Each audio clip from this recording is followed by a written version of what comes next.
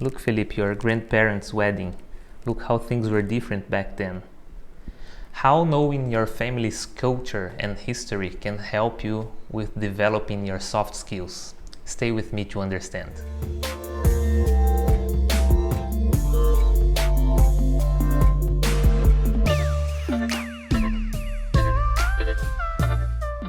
Hello guys, Daniel Navarro here again. Last week I brought up a very important topic for our professional lives and for the relationship with family, friends, and in society in general. Empathy is a soft skill that is increasingly valued by recruiters and companies in search of a professional. Moreover, even though it may not be properly for a job search, but for an entrepreneur, this soft skill becomes even more important to be able to sell a product or service more effectively by being able to put himself in the customer's shoes. I mentioned the expression soft skills. You probably heard of it, right? But is this concept clear to you? The idea today is to clarify this concept, which is so important and is increasingly observed in the job market, not only for leadership or management positions. In addition to trying to clarify the concept of soft skills, I also want to mention some of the most valued soft skills in the job market at this time in which we live. To talk about soft skills, I believe it is very important first to deal with the concept of hard skills. Hard skills are technical skills, usually quantifiable, that are acquired through formal training, formal courses, those learned in college or graduate schools and specialization course, for example. While hard skills deal with technical approaches, technical issues, soft skills are those linked to behavioral, emotional, and social skills.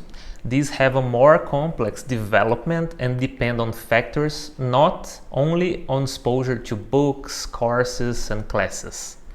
Many can be linked to cultural issues, personality, and experience of certain persons. To make the understanding clearer, I believe that some examples can be very useful. I can mention some soft skills that are certainly known to you, such as communication, teamwork, leadership, empathy, which was our last video's topic. If we think about these examples, we can see that it's not by reading a book or taking a course that a person will be able to master soft skills. Many of them require a lot of practice, aptitude, and mainly a change in attitude. But if such soft skills are difficult to develop with courses and study, isn't it possible to improve in this aspect? Yes, of course it is. It is possible to develop soft skills. However, in a different way from technical learning. I will give some tips and ways for you to develop these skills, which are increasingly valued by recruiters and companies. I'll give you 3 tips. First one, self-knowledge. Seek to know deeply what your strengths and weaknesses are, so you can change your attitude towards the skills to develop. Conduct self-assessment and ask for feedback from leaders, subordinates, and peers. Tip number 2, references. Identify people who are references in those soft skills that you aim to develop. Understand how these references behave in the face of situations, what are the attitudes and behaviors of these people, so that you can imitate them, as a daughter imitates her mother when she starts to make up, for example. Tip number 3, study. Although not the classes and books will lead you to learn 100% of a soft skill, certainly readings, videos, and audios can help in understanding techniques and strategies to develop them. For example, when reading about a case study or a biography, you can learn a lot about a particular reference. Now that you know some tips on how to develop them, I want to mention some of the most valued soft skills on the market.